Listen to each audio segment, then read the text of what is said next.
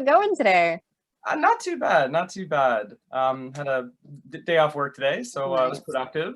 You know, doing some things. How about you? Yeah, it's been okay for me. I did work, so there's that. And I'm sure it's a hell of a lot nicer over there than it is over here right now, though, eh? What's the temperature over there? Like, you know what? Actually, it's warmed up a little bit, but the snow's still hanging around. We're in that Uh, weird kind of Canadian, like period where there's still snow, but it's melting, but it hasn't melted yet, but it's still annoying to drive in. So, it's a little bit warmer over here, I would say, mhm. but not terribly warm yet. Yeah, I've never been. I've always wanted to go though. Well, To go. maybe Burn the Louvre will do a tour. I would love that if if the gods and if COVID, yeah. the COVID gods allow it. Yeah. Cool. So I want to start from the very beginning and ask why you decided to start this band. Yeah, so I actually started this project with my brother.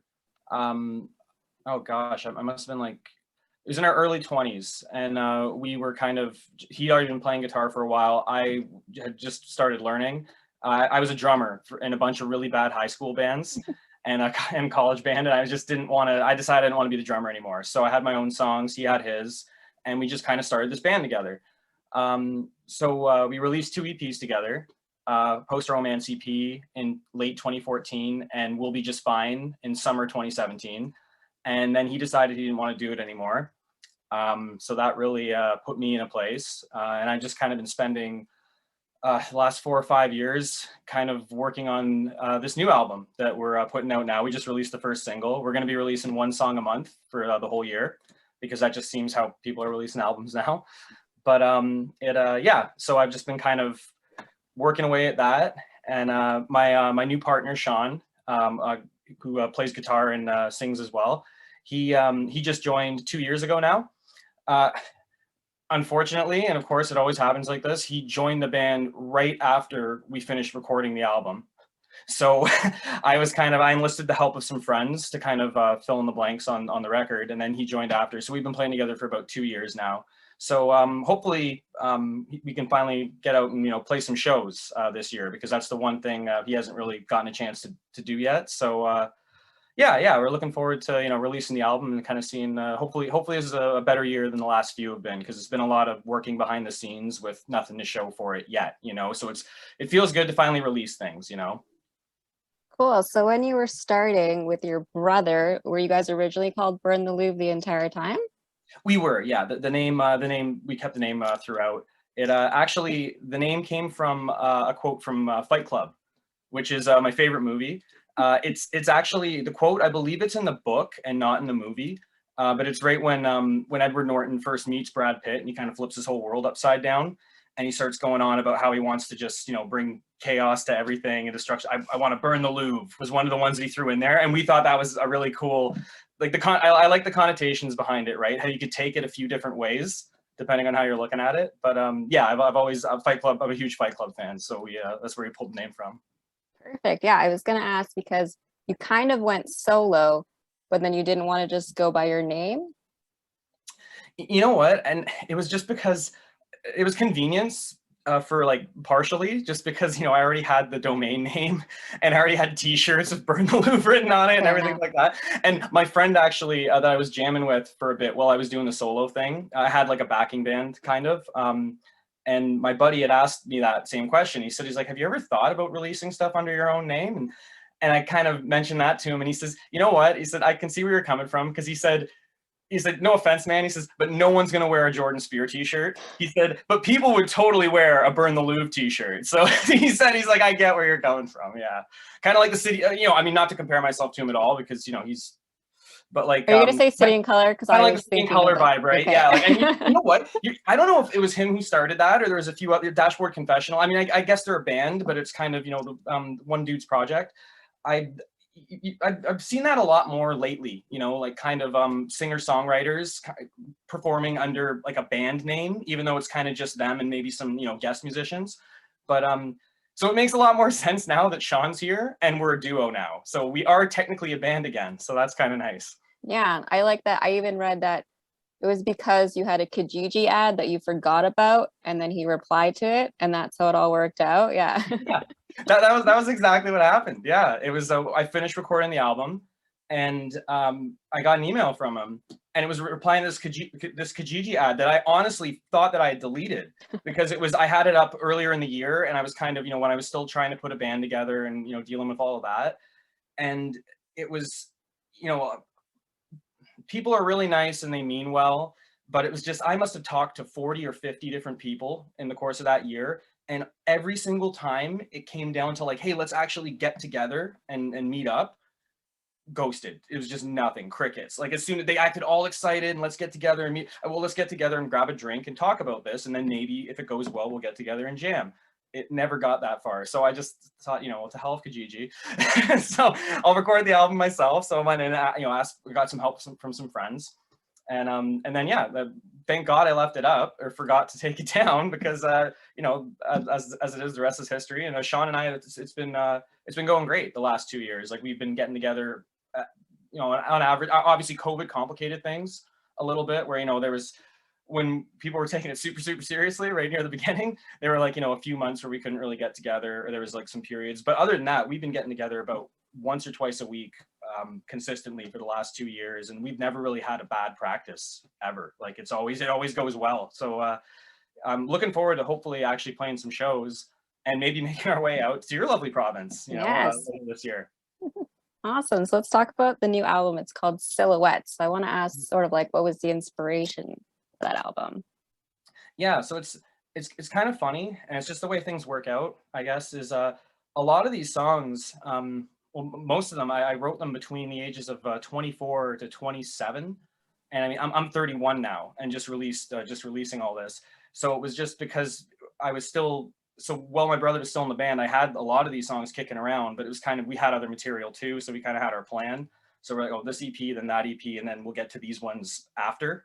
And he ended up leaving, and I guess it was a good problem to have for me, that I had an album's worth of songs that, I mean, you know, not to toot my own horn, but like an album's worth of really great songs that I was just like, oh, you know, these could definitely, you know, be recorded and go out there. So a lot of them, and again, just the way it worked out, a lot of them, the songs, I wrote them for ex-girlfriends. And it was kind of songs I written for girls I used to know. Some of them weren't even ex-girlfriends. A couple were just old friends of mine, and, you know, like they gave me some really good advice, or they were really nice, so I wrote a song for them.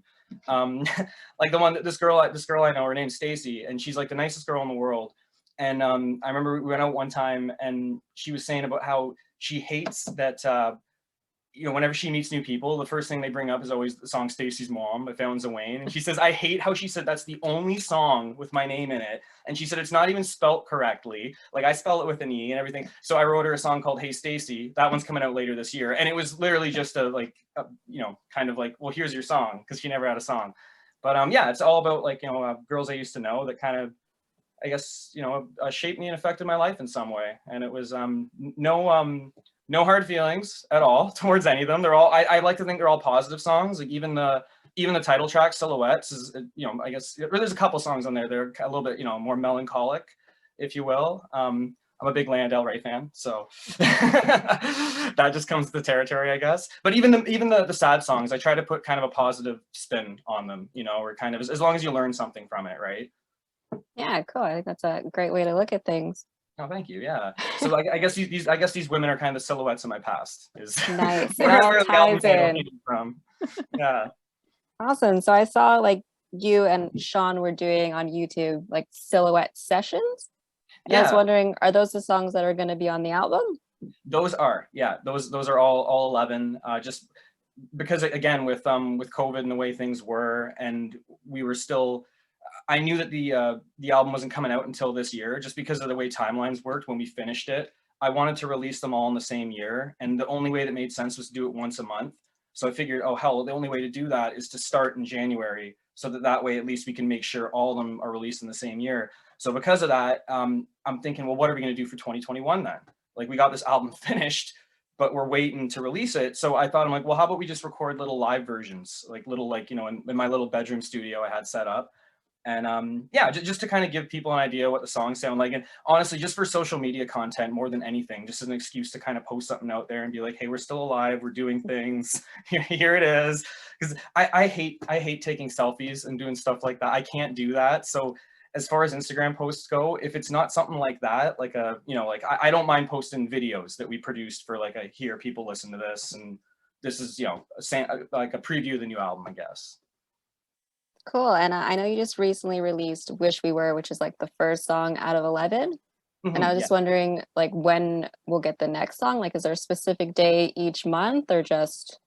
Yeah, so the plan initially is the last Tuesday of every month.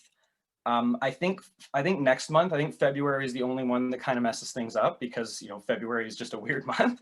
So I think February I'm going to release it on the Monday, which is I guess the 28th, just because it's a short month, right? But yeah, the last Tuesday of every month we're going to be releasing a new single. Cool. And is there like a certain, then you can kind of figure out the math what the album release day would be, or is that going to be a separate date than the last song?